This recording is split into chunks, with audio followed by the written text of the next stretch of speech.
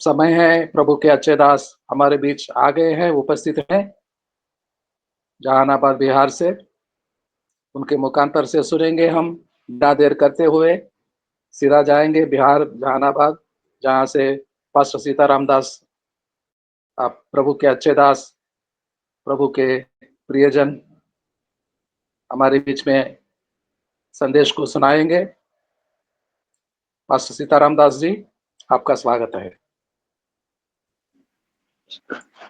सभी को जय मसीह की, जय मसीह की सर। जय मसीह आपको भी। बिना समय को गंवाए हुए निकाल लेंगे दूसरा कुरिन्थियों 5 अध्याय 1 से 10 तक पढ़ेंगे।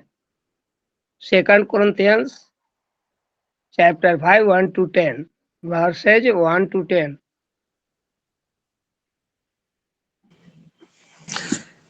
क्योंकि हम जानते हैं कि जब हमारा पृथ्वी पर का डेरा सरीखा घर गिराया जाएगा, तो हमें परमेश्वर की ओर से स्वर्ग पे एक ऐसा भवन मिलेगा जो हाथों से बना हुआ घर नहीं, परंतु चिरस्थायी है। इसमें तो हम कराहते और बड़ी लालसा रखते हैं कि अपने स्वर्गीय घर को पहन लें, कि इसके पहनने से हम नंगे न पाए जाएं और हम इस डेरे में रहते हुए बोझ से दबे कराहते रहते हैं, क्योंकि हम उतारना नहीं वरन और पहनना चाहते हैं, ताकि वह जो मरणहार है जीवन में डूब जाए। जिसने हमें इसी बात के लिए तैयार किया है वह परमेश्वर है, जिसने हमें ब्याने में आत्मा भी दिया है। अतः हम सदा ढांढस बांधे रहते हैं और यह जानते हैं कि जब तक हम देह में रहते हैं तब तक प्रभु से अलग हैं, क्योंकि हम रूप को देखकर नहीं पर विश्वास से चलते हैं। इसलिए हम ढांढस बांधे रहते हैं और देह से अलग होकर प्रभु के साथ रहना और भी उत्तम समझते हैं। इस कारण हमारे मन की उमंग यह है कि चाहे साथ रहें चाहे अलग रहें, पर हम उसे भाते रहें, क्योंकि अवश्य है कि हम सबका हाल मसीह के न्याय आसन के सामने खुल जाए, कि हर एक व्यक्ति अपने अपने भले बुरे कामों का बदला जो उसने देह के द्वारा किए हों पाए। आमीन आमीन आमीन। धन्यवाद प्रभु, ये सुंदर सा वचन जो आपने आज के लिए जीवन का रोटी के रूप में दिया है, जीवन जल के रूप में दिया है। और आपने वादा किया कि जो मेरे रोटी से खाएगा और पिएगा वो भूखा और प्यासा नहीं रहेगा, बल्कि अनंत जीवन का भागी बनेगा। पिता, मैं आपसे प्रार्थना करता हूँ, हृदय के साथ आपके पास आता हूँ और आपसे अनुग्रह चाहता हूँ। पवित्र आत्मा हमसे बोले और बातचीत करे और हर एक सुनने वाले के कानों को खोले, हृदय में बसे और वचन का रोटी जो खाएं। पिता, जैसा आज्ञा आपने दिया है कि सुनने वाले नहीं बल्कि मेरी आज्ञा पर चलने वाले धर्मी ठहराए जाएंगे, ऐसा ही हम सबके जीवन में होने दीजिए। सब कुछ आपके वचन का सीख और बुद्धि दिया कीजिए और बोलिए और बातचीत कीजिए। वचन का सीख दिए जाने के लिए, समझ दिए जाने के लिए पवित्र आत्मा बयाने के रूप में जो दिया गया है, उसकी प्रभु जी हमसे बोले और बातचीत किए, इसके लिए आपका दया चाहते हैं। सारी बातों के लिए प्रार्थना यीशु मसीह के नाम से मांगते हैं, आमीन। हम लोग देखेंगे पहला ऊपर लिखा है हमारा स्वर्गीय घर। शीर्षक एक जो कुरिन्थियों की कलीसिया को एक पत्री लिखा गया पौलुस के द्वारा। पौलुस ने कुरिन्थियों की कलीसिया के लिए दूसरी पत्री लिखा, वहां के सेवकों के लिए, विश्वासियों के लिए, दासों के लिए जो सेवा कर रहे थे, वहां रह रहे थे, उस कलीसिया को लिखा। कल एक कुरिन्थियों की कलीसिया के लिए था, लेकिन जब हम पढ़ते हैं तो ये पत्री हमारे जैसे हमारी कलीसिया के लिए हो, बिहार की कलीसिया हो, यूपी की कलीसिया हो, आंध्रा की कलीसिया हो, तमिलनाडु की कलीसिया हो, या किसी जिले विशेष की कलीसिया हो, व्यक्तिगत कलीसिया हो, या बहुत बृहद कलीसिया हो, छोटी कलीसिया हो, बड़ी कलीसिया हो, हर कलीसियाओं के लिए ये पत्री उपयोगी है। यानी मेरे लिए आज एक पत्री हमारे लिए लिखा गया, हमसे बातचीत करता है, इसलिए हम समझ और बुद्धि के साथ जो परमेश्वर के सेवक हम लोग हैं, समझे कहता है, क्योंकि हम जानते हैं कि जब हमारा पृथ्वी पर का डेरा शरीक घर गिराया जाएगा तो हमें परमेश्वर की ओर से स्वर्ग पर एक ऐसा घर भवन मिलेगा जो हाथों का बनाया हुआ घर नहीं होगा, परंतु चिर अस्थायी है।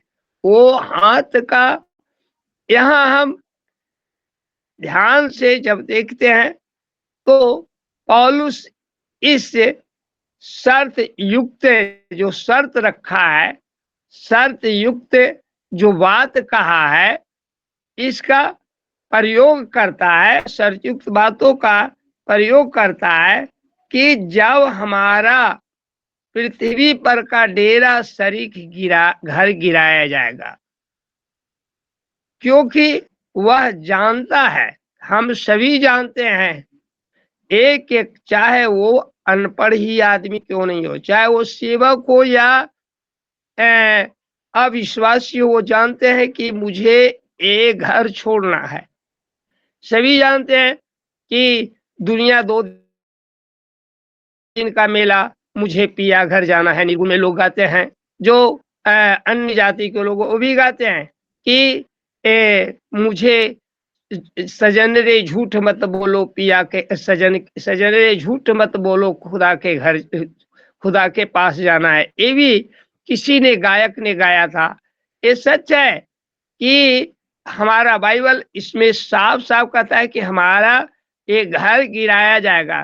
तो हम स्पष्ट रूप से यह जानते हैं कि मसीह जल्दी आने वाला है, जल्दी आ रहा है, जल्दी आ सकता है। तब उसे जो मृत्यु का अनुभव न किया होगा, जिसे मृत्यु का अनुभव नहीं हुआ है, उसे, बल्कि उसका शरीर तुरंत क्षण भर में बदल जाएगा, क्षण भर में बदल जाएगा उसका शरीर, यानी उसका शरीर का रूपांतरण हो जाएगा, मरे हुए रूपांतरित हो करके खुदा के पास बादलों पर यीशु मसीह के साथ उठा लिया जाएगा।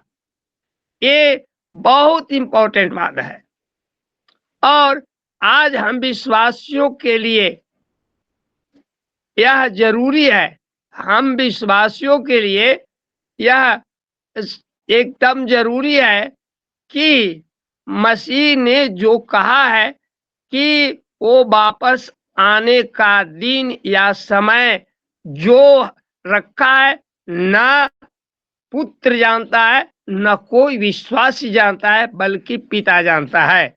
जो मत्ती 24 का 36 और 42 से पढ़ लेंगे। मत्ती 24 अध्याय का 36 और 42, 36, 42, 44 3 पद है, तीनों पद पढ़ेंगे। मत्ती 36 अध्याय, मत्ती 24 अध्याय 36, 42 और 44।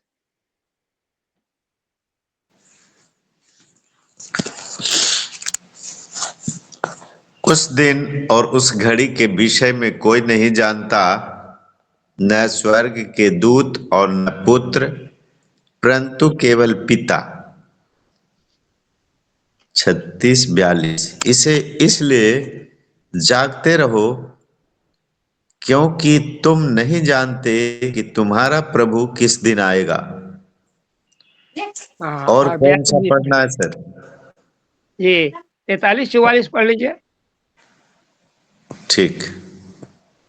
परंतु यह जान लो कि यदि घर का स्वामी जानता होता कि चोर किस पहर आएगा तो जागता रहता और अपने घर में सेंध लगने न देता। इसलिए तुम भी तैयार रहो क्योंकि जिस घड़ी के विषय में तुम सोचते भी नहीं हो उसी घड़ी मनुष्य का पुत्र आ जाएगा। हालेलुया। हालेलुया। ये साफ कहता है कि उस दिन और उस घड़ी के विषय में कोई नहीं जानता, न स्वर्गदूत जानता है, न कोई बड़े बड़े परमेश्वर के दास जानता है, जो बड़ी बड़ी भविष्यवाणियां करते हैं यीशु मसीह के आने के लिए, जो आ रहा है, ये चिन्ह दिखाई दे रहा है, वो चिन्ह दिखाई दे। प्रभु यीशु मसीह स्पष्ट करते कि कोई नहीं जानता, यहाँ तक कि मैं भी जो परमेश्वर की ओर से भेजा गया हूँ, यानी मैं खुद परमेश्वर हूँ, पुत्र के रूप में हूँ, मैं भी नहीं जानता हूँ। स्पष्ट कहते कि पुत्र भी नहीं जानता है। अगर कोई जानता है तो पिता सिर्फ जानता है कि कब वो भेजेगा। इसलिए जागते रहो, इसलिए हमेशा जागते रहो, प्रार्थना करते रहो, मगन रहो, पवित्र जीवन जियो, ने देह में मत रहो, आत्मा में रहो। एसाव कहता है कि शरीर एक दिन मर जाएगा, नाश हो जाएगा, इसलिए जागते रहो, प्रार्थना करते रहो, क्योंकि तुम नहीं जानते कि तुम्हारा प्रभु किस दिन आएगा। इसलिए तुम भी तैयार रहो। क्या करना है? हमें तैयार रहना है, तैयार रहना है, क्योंकि जिस घड़ी के विषय में तुम सोचते भी नहीं हो उसी घड़ी मनुष्य का पुत्र आ जाएगा। इसीलिए हम कभी नहीं जानते आज दोपहर में यीशु मसीह आ सकता है, हम नहीं जानते। इसलिए 24 घंटा हमें तैयार रहना है कि आ जाए, तो अगर जिंदा है वो रूपांतरित होकर उठाया जाएगा, और जो कब्र में है वो कब्रें खुल जाएगी, पहले कब्रें मरे मुर्दे जी उठेंगे, वो उठाए जाएंगे, और अंत में जो जीवित है, जागते हुए है, प्रार्थना में बने हुए हैं, पवित्र जीवन जीते हैं, आज्ञा मानते हैं, वचन पर चलते हैं, वो रूपांतरित होकर के उठा लिए जाएंगे। ये वचन का स्पष्टीकरण है डेरा सरीखा घर गिराने का। और इस शिक्षा को कुछ लोग अलग ढंग से प्रदान करते हैं, परंतु स्पष्ट है कि जो विश्वासी मृत्यु के बाद पुनरुत्थान का बाढ़ जो रहे हैं, वो देह रहित आत्माओं या धुंधली परछाइयों या बिना आकार की आत्माओं के रूप में रहते हैं। ये पवित्र आत्मा हमेशा हमें चलाता रहता है, और वो अपनी इच्छा पर नहीं परंतु परमेश्वर की इच्छा पर चलते हैं। और कुछ इसीलिए यहाँ कहा गया है कि स्वर्ग पर एक ऐसा भवन मिलेगा जो हाथों का बना हुआ नहीं है। हम लोग जानते हैं कि स्वर्ग में एक मेरा भवन है जो सबके लिए, मैं पिता के पास जा रहा हूँ, मैं पिता के पास जा रहा हूँ, मैं जगह तैयार करने पिता के पास जा रहा हूँ। जब जगह तैयार हो जाएगा तो मैं तुम्हें लेने आऊंगा। ये प्रभु यीशु मसीह ने स्पष्ट रूप से कहा है कि चिंता मत करो, मैं तुझे अनाथ नहीं छोड़ूंगा, मैं तुम्हारे एक सहायक देकर जा रहा हूँ। उस सहायक के अनुसार चलो, उससे कभी तुम धूमिल मत करना, उसे मैला मत करना, उसे गंदा मत करना, अपनी इच्छा को कुचल दो, अपने सारे मनुष्यत्व को जो उतार दिया है और नए मनुष्यत्व को पहन लिया है, उसे हमेशा धारण किए रहो। इसीलिए यहाँ दूसरा हम कहते हैं, इसमें तो हम कराते हैं, क्या कहते हैं? ये जो मेरा देह मिला है, इस देह में हम कराहते रहते हैं, दुख उठाते रहते हैं, हमें बीमारियां होती है, कष्ट होता है, सब कुछ होता है, हम कराहते रहते हैं और बड़ी लालसा रखते हैं कि अपने स्वर्गीय घर को पहन ले। क्या करते हैं? लालसा रहते हैं कि हे पिता कब तू आएगा कि हम स्वर्गीय देह में रहें। ये मरणहार देह है, ये पापी देह है, ये कष्ट भोगने वाला देह है। लेकिन जो नया देह मिलेगा वो देह स्वर्गीय देह कहलाएगा। उस देह की हम बाट जो रहे हैं। रोमियो 8 का 23 पढ़िएगा। रोमियो 8 का 23।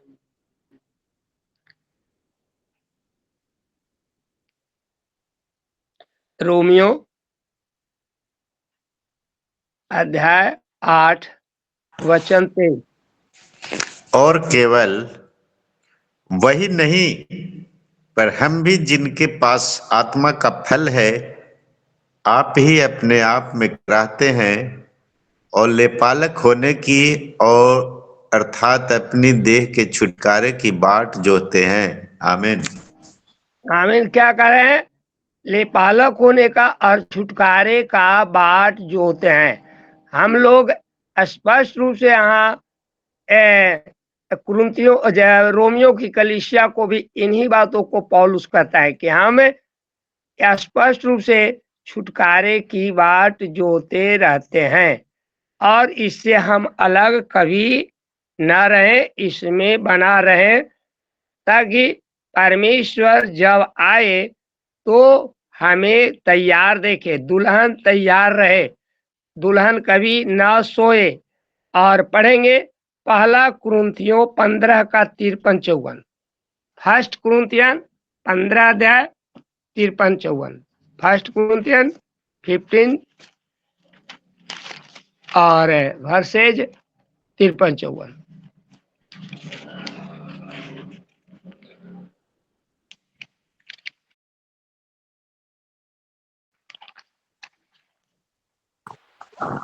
क्योंकि अवश्य है कि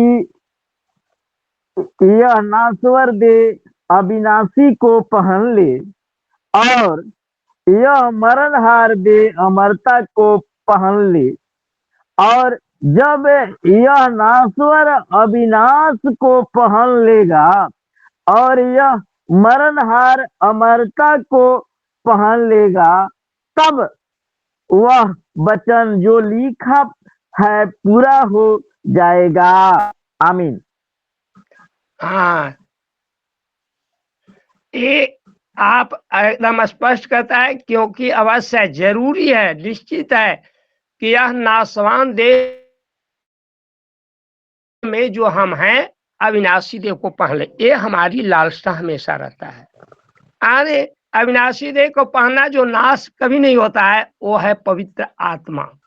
हम पवित्र आत्मा में हम हमेशा बने रहें और लोग हमें देखकर पहचान ले कि ये यीशु की ओर से है। जीवते लोग पहचाने और जो दुष्ट आत्माएं हैं, जो मनुष्य को अपने अधिकार में कर लिया है, जो संसार का हाकिम है, वो भी हमें और आपको पहचाने कि ये देह जो नासवान देह है, ये अमरता को पहने हुए है, यानी पवित्र आत्मा को पहने है, मरणहार में भी अमर है। और जब वह नासवान अविनाशी को पहन लेगा और यह मरणहार अमरता को पहन लेगा, तब जो वचन लिखा गया है पूरा हो जाएगा। क्या है? जय ने मृत्यु को निगल लिया। यीशु मसीह ने मृत्यु को हरा दिया, निगल गया। ऐ मृत्यु तेरा डंक कहाँ? ये वचन हमारे लिए बहुत इंपॉर्टेंट है।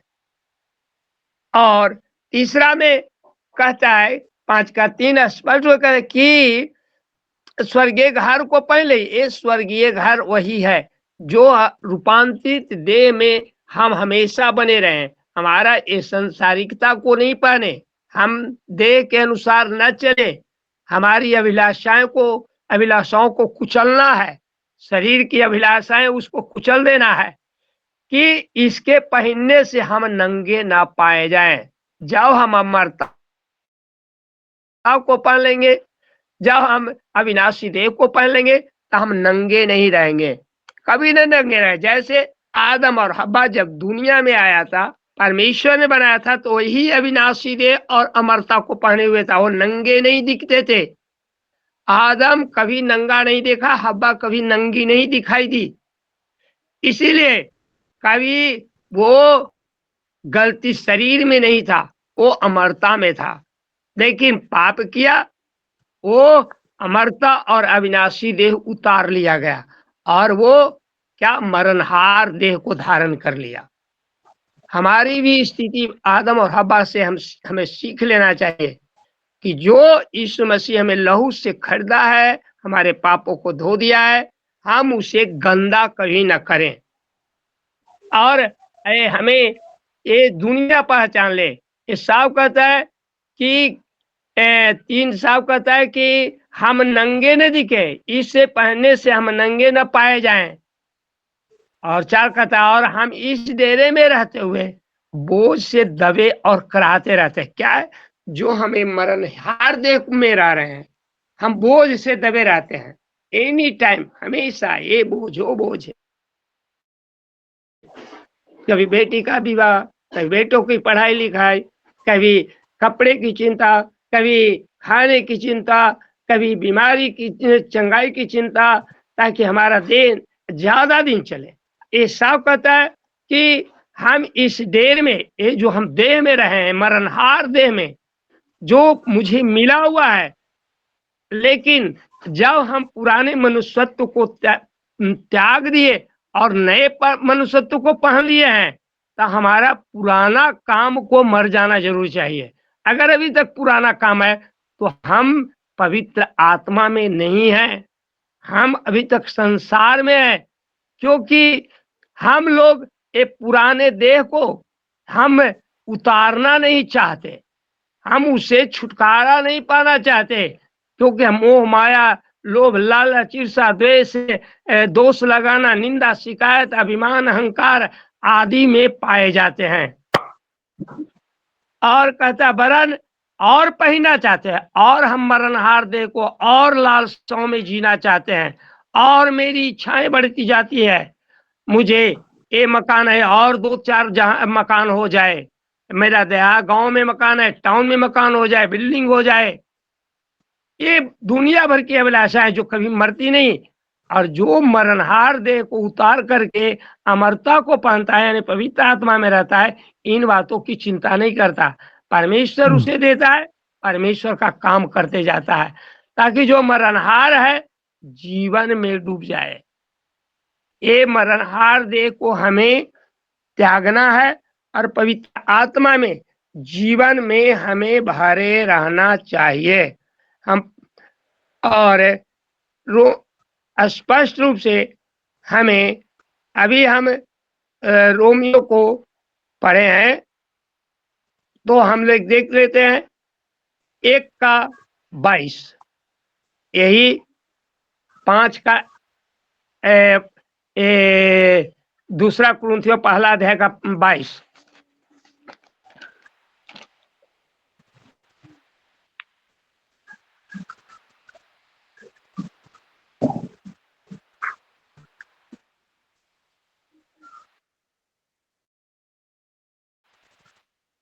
जिसने हम पर छाप भी कर दी है।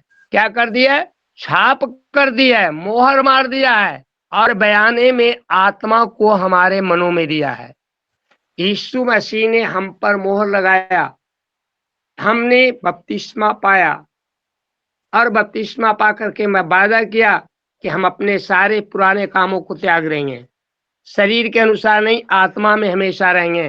तो बयाने में मिला है, हमें गिफ्ट मिला है, बयाना मिला है कि लो अभी तुम्हें बयाना दे रहा हूं, अमरता और अविनाशी देह को, यानी रूपांतरित देह को, और पाने के पूर्व मैं तुझे एक बयाना दे रहा हूं। वो बयाना तुम्हारा एक चिन्ह होगा कि तुम स्वर्गीय बन गए हो। वो क्या मिला है? पवित्र आत्मा हम सबको मिला है। वो पवित्र आत्मा को हम कभी गंदा नहीं करना चाहिए। हम लोगों को जो बयाना मिला है वो मिल गया कि परमेश्वर ने हमें दे दिया कि हम उसके हो गए। तो यहाँ स्पष्ट रूप से हम देखते हैं 6 में कि जिसने हमें इसी बात के लिए तैयार किया है कि वह परमेश्वर के, जिसने हमें बयाने में आत्मा भी दिया है, अतः हम सदा ढाढ़स बांधे रहते हैं। हम क्या करते हैं? हमेशा धीरज के साथ रहते हैं।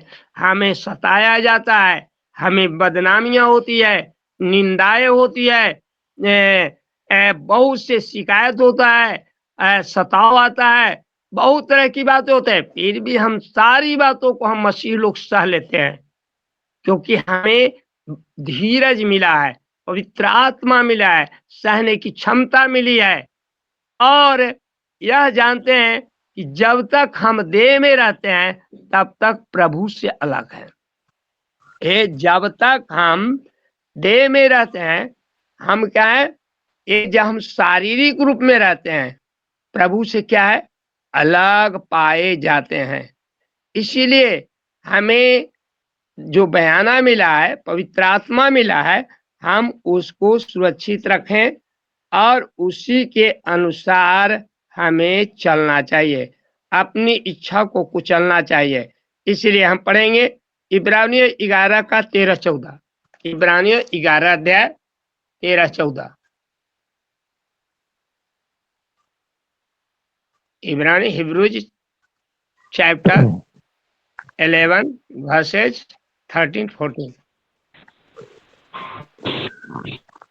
ये सब विश्वास ही की दशा में मरे और उन्होंने प्रतिज्ञा की हुई वस्तु नहीं पाई, पर उन्हें दूर से देखकर आनंदित हुए और मान लिया कि हम पृथ्वी पर परदेशी और बाहरी हैं।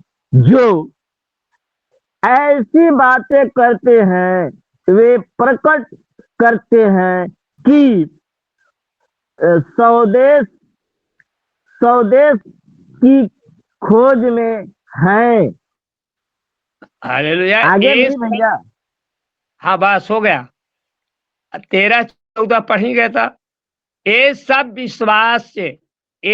विश्वास ही की दशा में मरे।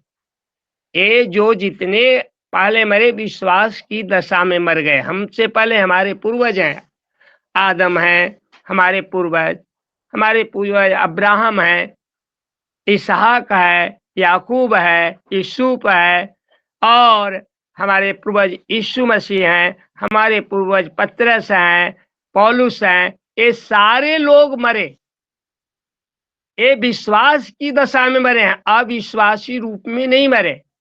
और उन्होंने प्रतिज्ञा की वस्तुएं नहीं पाई। लेकिन जो पूर्वज में मरा, पौलुस ये सब छोड़ करके हारून मरे और बहुत से पुरुष मरे, लेकिन वो प्रतिज्ञा किए हुए वस्तु को नहीं पाई। लेकिन जो प्रतिज्ञा की हुई वस्तु को पाया, वे क्या किए? पर उन्हें दूर से देखकर आनंदित हुए। प्रतिज्ञा की हुई वस्तु जो परमेश्वर ने प्रतिज्ञा किया मूसा से कि देखो कनान को दिखाया, एक कनान मैं तुझे दूंगा, तुम उसमें रहेगा, परंतु तूने मेरी आज्ञा को तोड़ा। लेकिन मूसा नहीं गया कनान में, लेकिन वो देखकर आनंदित हुए, अपना नेतृत्व नहीं छोड़ा, लोगों को नेतृत्व करता रहा।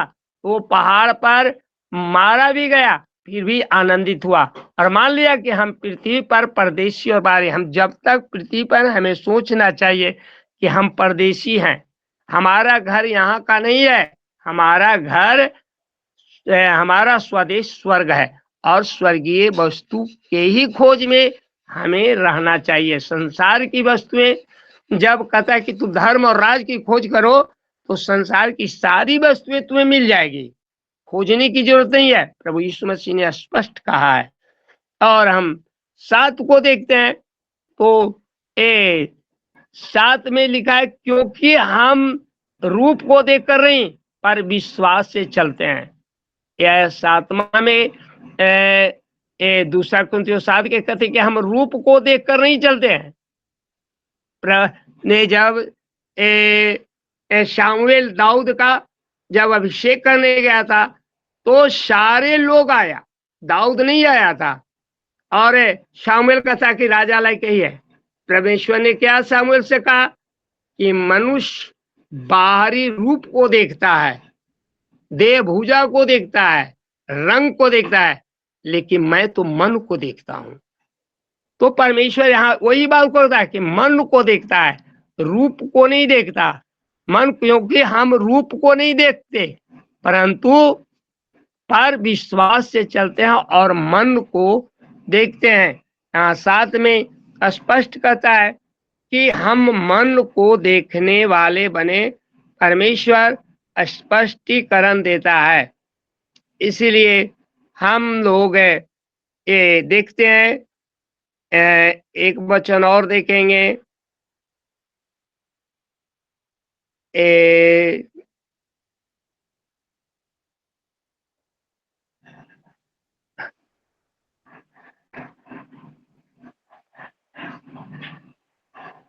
यूहन्ना 20 का 29, यूहन्ना 20 का 29 पढ़ेंगे।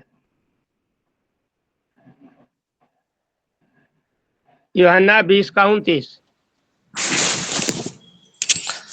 यीशु ने उससे कहा, तूने मुझे देखा है, क्या इसलिए विश्वास किया है? धन्य वे हैं जिन्होंने बिना देखे विश्वास किया। आमीन। ये यीशु मसीह अपने चेलों से कहते कि तुमने देखा, साथ तूने रहा और तूने मेरा रूपांतरित देह को देखा, इसीलिए विश्वास किया। लेकिन धन्य वे हैं, आशीषित वे लोग हैं, blessed are those who believed without looking, जो बिना देखे हुए विश्वास करता है। तूने तो देखकर विश्वास किया, लेकिन धन्य वे हैं, आशीष पाए हुए लोग वे हैं जो बिना देखे हुए, हम उन्हीं लोगों में से हैं। हम लोगों ने विश्वास किया कि यीशु सत्य है, मार्ग है, जीवन है और उसमें हम जीवन जी रहे हैं। शरीर के कामों को त्याग दिए हैं, तभी तो प्रतिदिन हम लोग मिलते हैं लुकिंग इनटू जीसस के अंदर। और ये स्पष्ट रूप से और देखेंगे, एक वचन और देख लेते हैं, इसी 5:4 का 18, दूसरा कुरिन्थियों 4 का 18।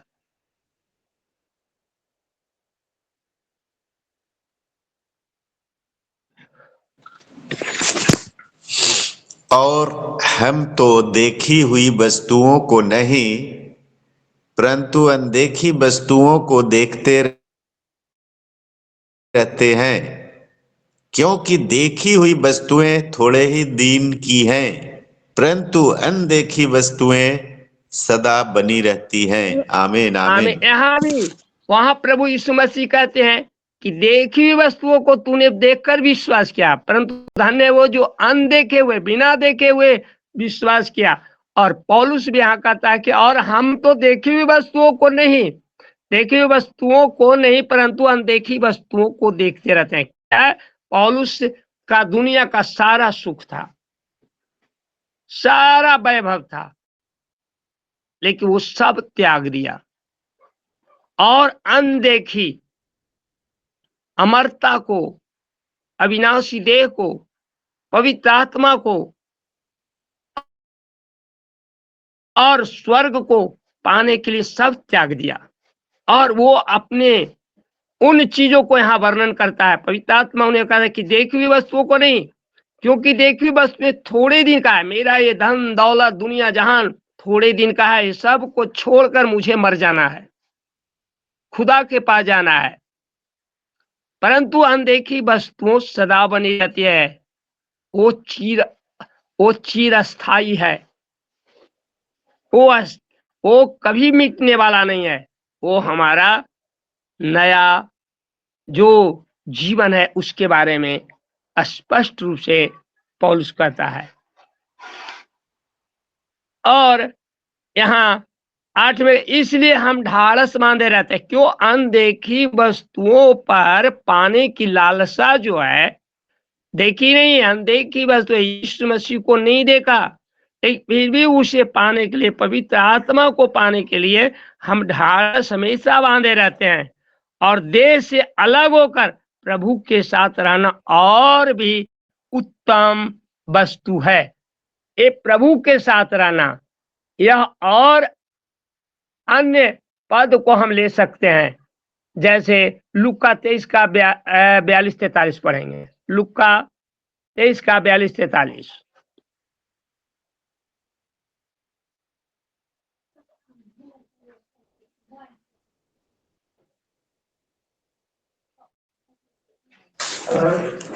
बयालीस 43। तब उसने कहा, हे यीशु, जब तू अपने राज्य में आए तो मेरी सुधि लेना। उसने उससे कहा, मैं तुझसे सच कहता हूं कि आज ही तू मेरे साथ स्वर्ग लोक में होगा। हालेलुया। हालेलुया। चोर ने विश्वास किया। वो क्या शुद्धि लेने की बात करता है, स्वर्ग की बात करता है। वो देखा नहीं था। वो सब दिन गंदा काम किया, चोरी किया, हत्या किया, लूट किया, जिसकी सजा मिल रही थी, लेकिन वो बिना सजा पाए एक लटका हुआ था। तब कहा कि शुद्धि लेना। एक दोष लगा रहा था, एक विश्वास किया, और प्रभु ने कहा कि आज ही तू मेरे साथ स्वर्ग में होगा। और साथ में यहाँ स्पष्ट करता है कि मृत्यु एवं आने वाले जीवन के बीच में समय का बाधा नहीं है। एक जो समय हमारा बीच है, आने वाला जो समय है, स्वर्गीय देह धारण करने वाला समय और वर्तमान जीवन है, इसके बीच में इस समय कोई बाधा नहीं होना चाहिए। विश्वासी की मृत्यु उसे तुरंत मसीह की उपस्थिति में पहुंचा देती है। हम विश्वासी लोग जब मरते हैं तो हमें पवित्र आत्मा में बने रहते हैं, तो हमारा कहाँ लगाव होता है? मसीह के साथ लगाव रहता है, और मसीह के साथ ही जीवन जीते हैं, मसीह के अनुसार रहते हैं। हालेलुया। इन्हीं वचनों पर हम विराम देते हैं। मेरा समय हो गया है, और आगे के जो बाकी समय है, परमेश्वर के जो प्रतिदिन उठ करके हम लोगों के साथ बातचीत करते हैं, प्रतिदिन भोर में उठ जाते हैं, परमेश्वर के बहुत ही अच्छे प्रिय दास है धनराज सर के हाथों में बाकी समय को सौंप रहे हैं। आमीन। आमीन आमीन। जय मसीह की। पास्टर सीताराम दास जी बहुत अच्छा संदेश सुना रहे थे। God bless you. अब समय है, सजन कोशिश सर सामने आएंगे और तो महत्वपूर्ण शब्द कहेंगे और आखिरी प्रार्थना में चलाएंगे। सजन कोशिश sir. Praise the lord, praise the lord. रोज किसी न किसी दास के द्वारा वचन बांटा जाता है, उस पर 2 शब्द बोलने के लिए मुझे प्रेरित किया जाता है। वचन की गूढ़ बातें हमारे जीवनों में निरंतर बन पाए, हम समझ पाए कि हमारा जीवन इस पृथ्वी पर क्यों कर रचाया बसाया रखा गया और हम जीवितों में क्यों हैं। धन्यवाद प्रभु। अभी कुछ वचन को पढ़ने पढ़ाने का समय नहीं रहा, इसलिए मैं एक वचन देना चाहता हूं। जो आज दास ने वचन बांटा उसका उपसंहार समझ सकते हैं, जो हमें मिलता है फिलिपियो 1:27 से 30 तक। इसको बाद में पढ़ लेंगे, जिनको आवश्यक लगे उसका उपयोग और उपभोग भी करेंगे, ताकि सीताराम जी के द्वारा जो कही गई बातें हैं वो इस अनुसार पूर्ण होने पाए, प्रभु के योग्य हो, हम प्रभु के भाते हुए हो। आइए हम प्रार्थना कर लें। धन्यवाद और स्तुति की ओर परमेश्वर, वीकेंड के दिन के लिए हम धन्यवादी हैं पिता। सप्ताह के पूरे दिन हमें संभाल कर यहाँ तक जीवितों में रखा, धन्यवाद। आशीषित पाए गए, धन्यवाद। अब जबकि हम कल की तैयारी की ओर है पिता, जो कि विश्राम वार का दिन कहलाता पिता, हम उसके लिए गठित हो पाए और प्रेम का परिचायक बन मसीह को भाते हुए बन सके। प्रार्थना को प्यारे प्रभु यीशु मसीह के नाम से मांगते हैं। आमीन आमीन आमीन। आमीन। साजन कोसी सर आपको धन्यवाद देते हैं। और आज ही जैसे सभा समाप्त होता है, फिलिप्पी को पत्री पहला अध्याय का 27 से 30 तक जरूर पढ़ेंगे। आज ही पढ़ेंगे समय निकाल कर। ये समय है ज्योति हरी वोट ऑफ थैंक्स बोलने हमारे बीच कोलकाता से तैयार हैं। ज्योति हरी। जी सर, सभी को जय मसीह। धन्यवाद देते हैं प्रार्थना के लिए विश्वनाथ प्रसाद सर को, और सुंदर सा भजन के लिए धन्यवाद देते हैं कुसुम मैम को। धन्यवाद देते वचनों को पढ़े जाने के लिए मदन कुमार सर को, रमेशिया सर को, जयवीर सर को, इंद्रयासन सर को और विश्वनाथ प्रसाद सर को।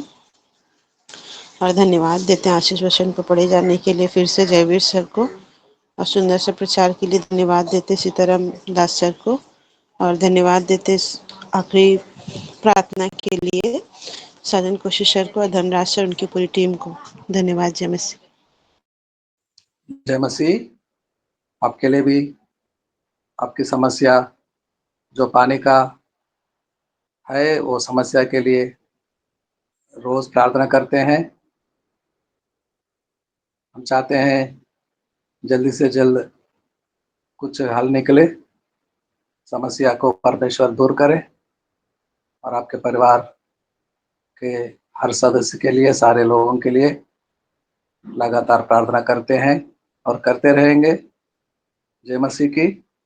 ज्योति हरी धन्यवाद देते हैं।